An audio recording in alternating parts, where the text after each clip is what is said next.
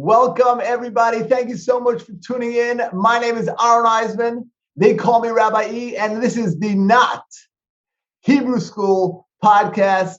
I am here with my dear friend, Mr. Andrew Perlman. How you doing today, Andrew? I'm doing great. How are you doing, Rabbi E? Doing amazing. Did you know that today we will, with Hashem's help, be completing the third book of the Torah? That's exciting news. That means that you and I, with God's help, have completed 2/3 of the 3/5 of the Torah, and God should give us the ability to continue and adequately portray the deep, incredible wisdom of each Torah portion. Thanks so much for joining me for the ride, and let us jump right in. Andrew, are you ready? I can't wait. I'm super excited. Okay, this week's Torah portion is Bechukotai, and it ends off the book of Vayikra. And it is kind of scary because in it is the Tochacha, which is, if you follow my commandments. This again, the Jews are at Sinai, and God tells them, here's the deal. If you follow my commandments, there's going to be blessing. But if you don't, and there's a whole list of very scary curses that will happen to Jewish people if they don't follow the commandments. So there's 3 questions I want to highlight. Question number 1 is, what is the opposite? Mr. Andrew Brown, what is the opposite of following my commandments? Not following your commandments. So, but God says, if you follow my commandments, you'll have this blessing. But if you don't follow and you're disgusted and repulsed by them, so then you're going to have these punishments. So question number 1 is, why be so dramatic? One of my kids, doesn't want to go to school. Like, no, I don't feel well. I'm sick. I can't. Right? This drama. Why you're trying to highlight a point, right? What's opposite? If you keep my commandments, great. If you don't keep my commandments, then this will happen. Why the drama? Why you'll be repulsed by them? You'll hate them. You'll be disgusted by them. Question number 1. Question number 2 is, the blessing is much shorter than the curses. There's verses and verses of curses, and the blessing is so short. And number 3 is, it says, "Im bechukotai tilechu." If you walk in my statutes, and if you walk, now it would seem to me that it should be to do them, right? You don't walk with the mitzvah, you do them. So those are 3 questions. Good questions? Yeah, very good question. So I believe the answer is so fundamental to us as Jews and really human beings living in this world today. And that is, we often see when you help your grandma clean the attic, it might be dusty and dirty and make you tired, and your grandma might make you annoyed and frustrated. But at the end of the day, when you've done that commandment, when you've done that, you walk away feeling good, feeling happy, feeling fulfilled, feeling actualized, having a feeling of accomplishment. You might be tired and worn out and maybe frustrated and maybe had a very hard day, but inside you're happy. I'm on campus now for over 20 years with God's help. I've never run a bad Shabbaton. There were Shabbatones it was rainy and maybe the food was burnt, or maybe there weren't enough chairs, whatever it is. But it never happened that somebody does Shabbat and doesn't enjoy it, doesn't love it, doesn't change it, doesn't become great. Sometimes, again, the bed might be lumpy, or physical things happen. Sometimes we're not feeling well or whatever, but the Shabbat part of it is always good. The mitzvot is always good. It always changes us. It always makes us better. It always brings us satisfaction, always brings us closer to actualization and fulfillment, 100% of the time. And therefore, the only way that you would not do it is if you are repulsed by it. You see, sometimes it's right. Let's say, your friend invites, hey, come for Shabbat, and you don't want to, you're tired, it's raining, and it's a little awkward, and you're not going to know anybody, and there's a great show on TV that you want to see, or you want to finish a report or whatever. So you have a choice. You could either go, or you can come up with a very good excuse to not go. And that is, I'm repulsed. Nah, it's dumb, it's ancient, it's silly, it's foolish. It's you, it's naturally who you are. The mitzvot is naturally who you are. And therefore, the only way that you're not doing it is if you're repulsed by it. Now, saying this on a podcast might be dangerous, but it's really not. I'll tell you why. Because if you're listening to this podcast, that means you're not repulsed by Torah. You're not repulsed by these things. But the Torah says, if you do these things, then you will be rewarded. But if you are repulsed by them, why does that have to be so dramatic? Because the only reason why you're not embracing them is because you're repulsed by them. Now, embracing them means that you could be on a path towards accomplishing them, which brings us to a second question. Why do we say that that you go? Not that if you do the mitzvah, but if you go with my mitzvah. And the answer is scary, profound, deep, and incredibly important if you want to live a meaningful life. There are only two states. Again, this is going to sound dramatic, but hold on tight and listen to the end. There are only two states a person can be in: doing a mitzvah or doing a sin. There's no middle ground. You are either doing a mitzvah or doing a sin. What does that mean? It's like an escalator. You can't stay stagnant on an escalator. You're either going up or you're going down. Now, that does not mean that you are studying Torah or praying or giving charity 24/7. But what it does mean that when you're not praying and you're not studying Torah, you're not giving charity, you're not smiling at the mailman, you're not visiting your grandma, you're not doing kindness, you're not doing mitzvah, you're not doing Shabbat. When you're not doing that, the downtime is in order to give you the ability to do that. The end goal is to do that.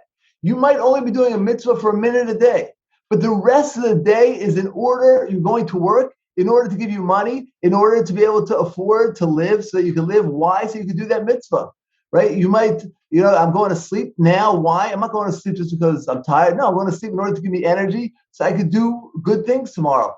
Maybe I'm watching Netflix. I'm just killing time.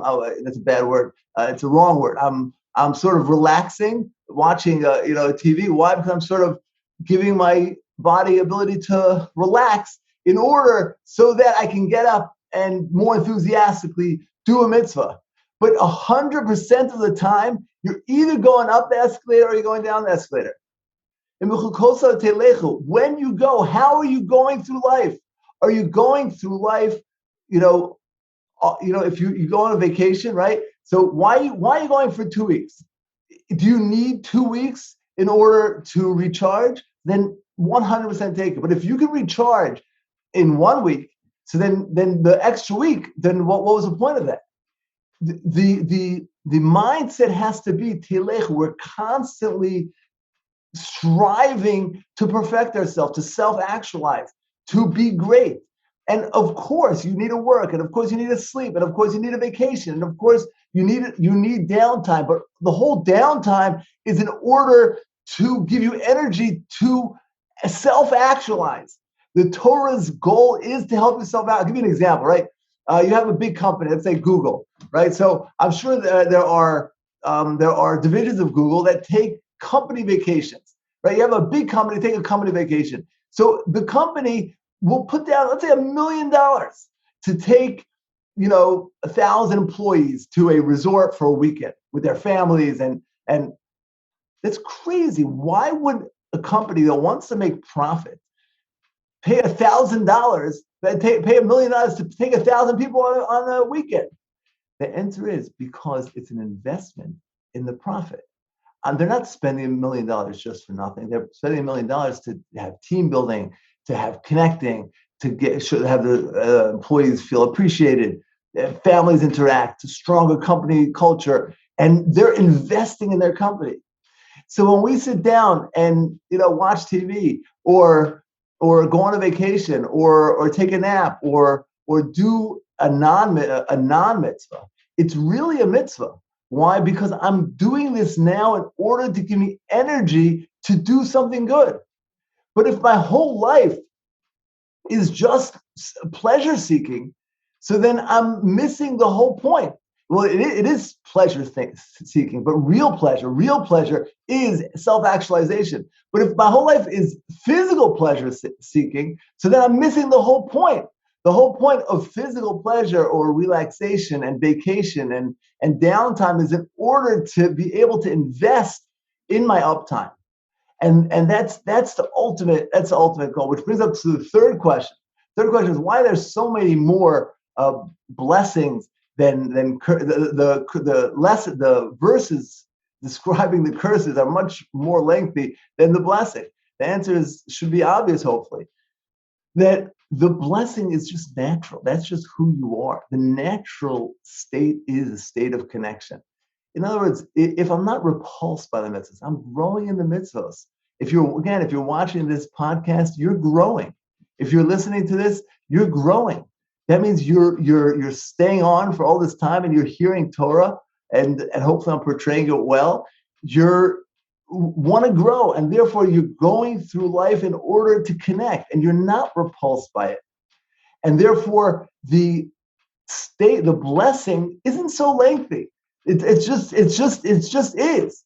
However, the curse is the blocking the light. And there's lots of different ways that the light, that God's light, that the infinite, that my connection will be blocked. So that's the curse. But the blessing is just that's just natural. If I go through life, I wake up in the morning with a plan. I want to self-actualize today. I want to be my best self. I want to be great. I want to be kind. I want to be giving. I have life. I'm so grateful to have life. I'm so grateful to be alive. Fill up your lungs with air. I want to be alive. I want to do great things. Well, if I want to do great things, I have to eat breakfast. I got to have energy. And I can't be evicted from my house. I have to go to work. But when I'm there, I have to be honest and kind and caring and smile at the secretary and be friendly to the mailman and be honest and upright. But then at the end of the day, I went to work, but then what am I living for? I have, let's say 3-4 hours of downtime. How am I spending that time? Am I using it for mitzvah? Am I using it to connect? And that is the answer, I believe, to all three of the questions. So number one is, if you're not doing them, then the only reason why you wouldn't be doing them is because you're repulsed by them. Because our natural state is to self-actualize. We want to do the mitzvahs. We want to be great. We want to be good. We want to be caring. And therefore, we want to. The only reason not to do it is because we are repulsed by it. There's a rabbi, I forget which rabbi it was, but they told him that, hey, Rabbi, this person is very upset at you. So he said something very wise. He said, why are they upset at me? I never did anything for them. And there's a commentary on sometimes human nature. Sometimes if you give somebody a lot, there are two ways to respond. They can either be very, very grateful and show their gratitude, or they can deny and sort of hate and be repulsed by, he's ulterior motives, or he's just doing it for selfish reasons. Now he didn't do anything for me. And then the only way they could not show gratitude is to hate you. So the only way you cannot embrace God's commandments is to hate them. Again, and if you're watching this podcast, you're on the right track. You are embracing the Torah. You're learning the Torah. You're trying, as the next question you're going through life, trying to grow. You're taking time to learn Torah, to grow, to think of important ideas, and to improve ourselves. And then we come to the third part of that. Then we have the blessing. What's a blessing? The blessing is just natural. We feel fulfilled. We feel self-actualized. We're a part of the infinite. And that's the ultimate happiness. That's the ultimate fulfillment. So when we read this Torah portion, Bechukotai, of the scary curses and the scary things that can happen, don't worry, take a deep breath. As long as we're going along the path and we're shooting for a goal, every day just getting a little bit better. We're shooting for the right path. We're going along the way. We're trying to have our actions steered toward one ultimate goal of self-perfection, of alignment with godliness and holiness. We are in very good hands, in very good shape. We are not repulsed by the commandments. It's in our natural state. That's who we are. May we merit to walk through life. Look at this incredible world. Appreciate the incredible world. As Rabbi Victor Miller says, there's only the difference between a great man and an average man is the amount of time they think of God. The amount of time that they're, right, as we're walking down the street, notice the trees, think, wow, where'd that come from? Appreciate that you can breathe, see the world, see other people, like, wow, there's other human beings with free will, choosing good, choosing to be great, and just see godliness in everything. And that's how we walk through life, grabbing opportunities to be awesome, to self-actualize, to reach our ultimate goal of self-perfection, happiness, connection. And that's the blessing of just simple connection, happiness, unity, serenity, peace. Have a beautiful Shabbat. Thank you so much for tuning in. Andrew, what do you say, my friend? That was a fantastic lesson. I think that everyone can definitely glean at least a little from it, if not change the way they go through life. I think that it's a powerful portion for sure. It's you read it, it's kind of scary, but you dig deep. You're like, wow, if you're reading it, you're in good shape. If we're analyzing it, we're trying to be better. We're going through life trying to be better. We're in good shape. That means we're not repulsed by it, and that's a very hopeful statement. We're learning. If you're listening to this, you're learning. If you're trying to be good, so then you're not repulsed by it. That's a beautiful thing. And God willing, we should all merit entire world peace, happiness, serenity, connection. Thank you all so much for tuning in. Have a beautiful Shabbat. If you have any questions, feel free to reach out to me, rabbi.meor.org. Please leave us a review so more people can enjoy these podcasts. Thank you so much for listening. Shabbat Shalom.